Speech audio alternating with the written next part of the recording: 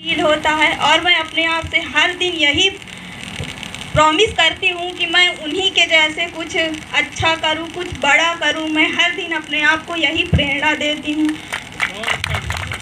और इन्होंने कुछ नारी सशक्ति पर बहुत ही ज़्यादा काम किया। इन्होंने हमें बहुत ज़्यादा बढ़ावा देने के लिए अपने मान सम्मान का भी ध्यान रखते हुए बहुत कुछ किया। इसलिए मैं इन्हीं के कुछ काम पर हम सभी अपने विचार प्रस्तुत करना चाहती हैं। स्त्री कभी हारती नहीं, उसे हराया जाता है। समाज क्या कहेगा यह कहकर उसे बचपन से डराया जाता है। धन्यवाद। बहुत सुंदर बहनों, आपने जो ऊर्जा हमारी बहनों को दिया है, इसके लिए आपका बहुत बहुत धन्यवाद। क्रांति ज्योति सावित्री बाई फूले फाउंडेशन आपका तहे हृदय आभार प्रकट करता है। आगे हमारे बीच में रामहित पाल जी, कोकराज पाल डेयरी दिल्ली वाले भैया आए हुए हैं। उनसे हम चाहेंगे माता सावित्री बाई फूले के चरणों में पुष्प अर्पित कर दें। रानी रामहित पाल जी आगे की कड़ी में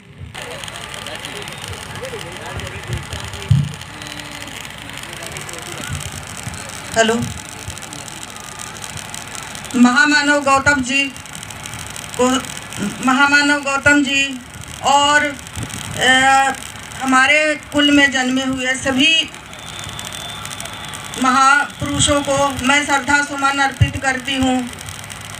मंच पर बैठे हुए श्री ज्ञान प्रकाश कुशवाहा जी, श्री राजकुमार वर्मा जी, वरिष्ठ समाज सेवी श्री लालचंद कुशवाहा जी, श्री शिव नारायण मुनीम जी, जन अधिकार पार्टी के प्रदेश अध्यक्ष श्री चंद्रसेन पाल जी जो अब यहाँ से प्रस्थान कर चुके हैं, श्री असरफी लाल यादव जी, जिलाध्यक्ष श्रीमती बहन अनीता कुशवाहा जी, रमेश चंद कुशवाहा जी, जिला पंचायत सदस्य राम नरेश पासी जी, जिलाध्यक्ष इंद्राज कुशवाहा जी, जन अधिकार पार्टी के महासचिव पार्षद पद के प्रत्याशी देवा सरोज जी, इस सभा के आयोजनकर्ता श्री अनिल कुशवाहा जी, श्री शिव भवन कुशवाहा जी, श्री कैलाश कुशवाहा जी, श्री उमेश मौर्य जी और आज के मुख्य अतिथि जन अधिकार पार्टी के महासचिव महिला प्रकोष्ठ की श्रीमती इंदु कुशवाहा जी आदि को हार्दिक अभिनंदन वंदन स्वागत करती हूँ। सभा में आए हुए हमारे प्यारे भाई बहन सभी का हार्दिक वंदन अभिनंदन एवं स्वागत करती हूँ। मुझसे पूर्व समाज के वरिष्ठ लोगों ने आपको माता सावित्री बाई फूले की जीवन गाथा को सुनाया। आप इस गाथा को हमारी जो 3-4 बेटियां आई थी उन्होंने भी सुनाया और आप लोग अच्छी तरह से इसको समझ गए होंगे। और ये इसी कहानी को मैं दोहराना नहीं चाहती हूँ क्योंकि मैं अपनी कुछ महत्वपूर्ण बातें आपके सामने रखना चाहती हूँ। माता सावित्री बाई फूले 3 जनवरी 1831 को पैदा हुई थी। उस जमाने में छुआछूत, लड़कियों का घर से बाहर निकलना आदि बहुत सारी बेड़ियां थी जो उनके पैरों में डाल दी गई थी। उस समय उन्होंने कितना संघर्ष किया होगा ये सोचने वाली बात है।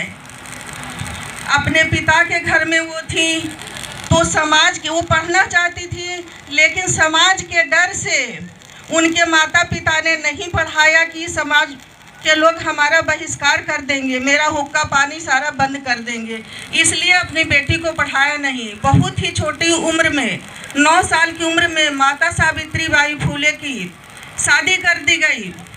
शादी होके जब वो अपने ससुराल गई तो अपने पति जो पिता ज्योतिबाराव फूले जी से कहा, तो समाज के वैसे वर्ग थे जो नारी शिक्षा के खिलाफ थे, वो जब स्कूल पढ़ाने जाती थी बच्चियों को तो वो उनके ऊपर गंदा कीचड़ गोबर ये सब फेंक देते थे, पत्थरों से मारते थे। इसके बावजूद भी माता सावित्री बाई फुले अपने थैले में 2 साड़ी लेके जाती थी, एक पहन के जाती थी, एक वहाँ जाके बदल लेती थी, क्योंकि कीचड़ गोबर से उनकी साड़ी बहुत खराब हो जाती थी। और इस तरह बहुत मुश्किलों का सामना करते हुए उन्होंने बच्चियों को शिक्षा दिया, स्कूल खोला और नारी शिक्षा को बढ़ावा दिया। आज उनकी मेहनत, उनकी लगन और के कारण हम लोग आज आप यहाँ बैठी हैं माताएं और बहनें और हमारी प्यारी बेटियाँ, और हम यहाँ बैठे हुए हैं।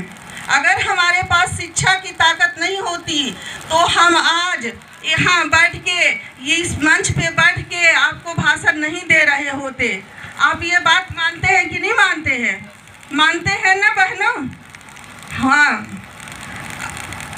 मैं बताना चाहती हूँ कि माता सावित्री बाई फुले ने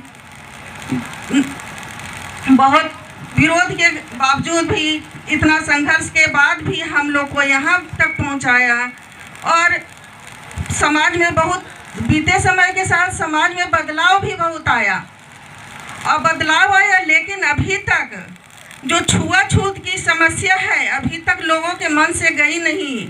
अभी कुछ दिन पहले राजस्थान में एक प्राइमरी स्कूल के बच्चे ने, जो कि दलित समाज का था, उसने पानी पी लिया। जो प्रिंसिपल का घड़ा था पानी का, उससे उसने पानी पी लिया। प्रिंसिपल जो सवर्ण जाति का था, उसने क्या किया कि उस बच्चे को पीट पीट के मार डाला। क्या ये इतना बड़ा फिर अपराध हो गया कि वो किसी की जान ले ले पानी पीने के कारण, छुआछूत के कारण? अभी भी हमारे समाज में बहुत सारी कुरीतियां हैं जो आपको दूर करनी है, हमें दूर